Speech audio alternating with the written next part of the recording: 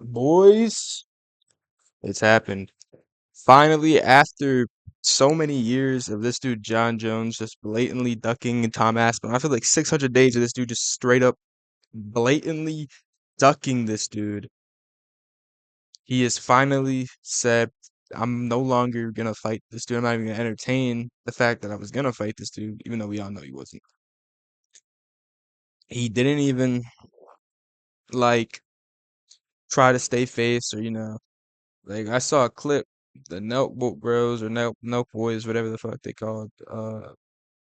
They were talking to him interview. This dude literally walked off a podcast after they mentioned Tom Aspinall. Like if you can't even sit there and talk about another dude, or like sit there and if another dude's name is mentioned, you just walk away immediately. Like that's like what Kevin Holland does. If you're the go to the sport, you shouldn't be doing that. Like that's how you know this dude's ego needs to be like put in check because I mean, Jon Jones really is one of a kind, stupid, a one of a kind idiot, and he really isn't smart. Like inside the cage, he's smart, but outside the cage, he's one of the just most rotten to the core people I've ever seen.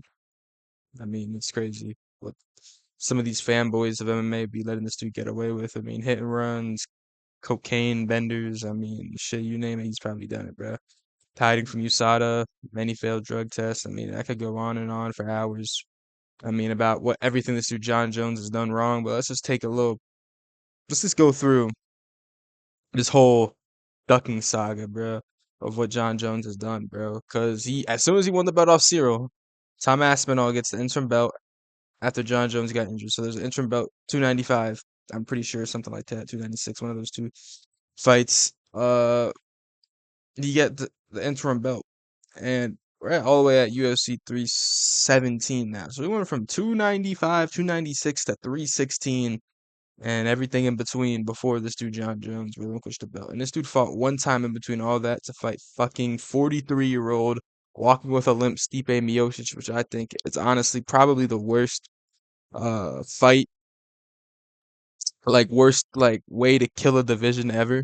Just having the champion not fight the interim, and instead have the interim defend it, and then make him fight Stipe, a old guy who's like ranked eighth, bro. That's not even doesn't even fight anymore. Hasn't fought in 4 years, coming off a loss. I mean, that was like the most undeserved title shot. I mean, people always say, "Oh, this new title shot's more undeserved than the last."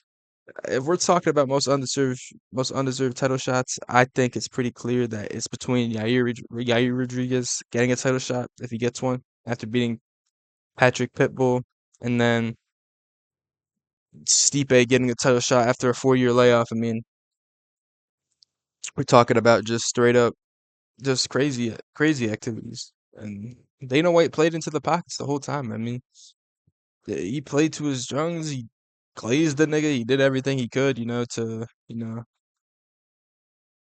keep this dude as relevant. Be like, yeah, the fight's happening.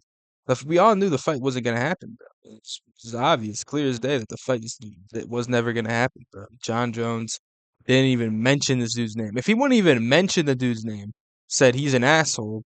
Ironic, I know. I mean, Jon Jones having the right to call anybody an asshole is fucking crazy. I mean, this dude's straight up one of the like genuinely just one of the worst, straight up like just one of the worst fighters, bro. When it comes to just being a person, like it's crazy how the one of the best fighters of all time is probably one of the worst people. Bro. I mean, I feel like people don't talk about how bad Jon Jones the person is, bro. I feel like that's what people I really feel like underestimate, bro. I mean, we talk about his MMA career. I know I'm an MMA channel, and I know I'm really like more focused on MMA. But like, you cannot tell me it's just sad seeing a guy like Jon Jones have all the talent in the world but throw it away because he's just he's just not smart. He's not like really using his full brain power to what it could be. He's not doesn't do things for good. He does a lot of bad things, cocaine, drugs, steroids. I mean, that just doesn't sound like a very responsible person to me. And I think Jon Jones really just proved to us that he's really just a piece of shit and he should not be trusted. Let's just talk about more about Tom Aspinall and the more positive. It's like we should take away. That was all just negative bullshit about Jon Jones. Let's talk about the positives. Tom Aspinall is now the champion. We have a better champion. The heavyweight division, which is already really weak. I made a video. You can check it out about Jon Jones. But I mean, the heavyweight division right now, very limited people. The heavyweight division isn't a good division at all. I think it was way worse with Jon Jones with the belt, but I think even with it, it's still the worst male division. It may not be the worst like division because the women, it's not really that great, but like out of all the men's division, it's so clearly the worst. Like there's nothing to be said other than that. They have like like double, like two times less the fighters every other weight class has, bro. I mean, if you can find a lot of flyweights, you can find a lot of heavyweights, but there's a bunch of blob. They only and a lot of people in the UFC are just fucking blobs anyway, bro. These are goddamn built like Michelin men, bro. They have Chris Barnett in the UFC, bro. We got to start signing some more people and start getting some more light heavyweights to move up, struggle making weight. I think Johnny Walker and Jan Blachowicz are two of the best cases.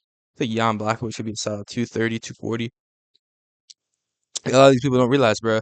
I'm not trying to sound like Lucas Tracy right now, but that lighter man skill from light heavyweight to heavyweight is pretty big. A lot of these guys are just fucking blobs. You could easily get like a top 10, maybe even top like 8 ranking just by beating up some no name like Tai Tuivasa and then Sergey Spivak. I'm no disrespect, but if you beat fucking Nortez, uh, whatever the fuck that dude's name, Cortez Acosta, whatever the fuck,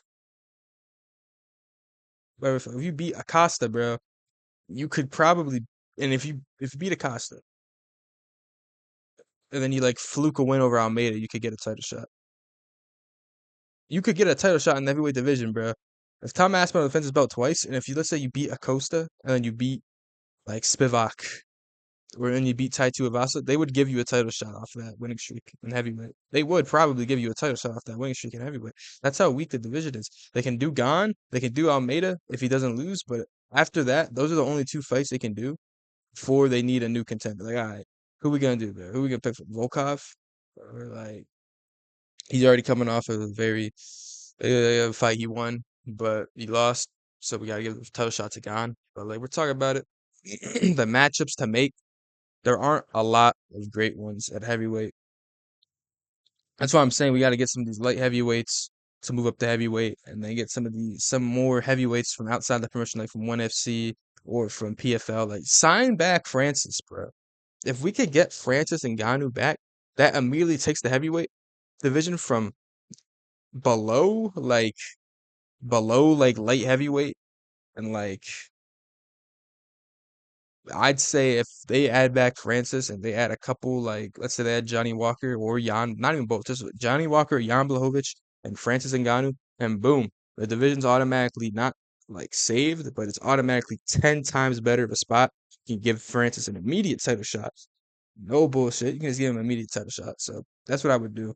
I think if we can get Ngannou versus Tom Aspinall, I'd love it. You know, he make Gon fight fucking someone else, bro, like Almeida, or get Volkov to fight Almeida. Get someone to fight Almeida,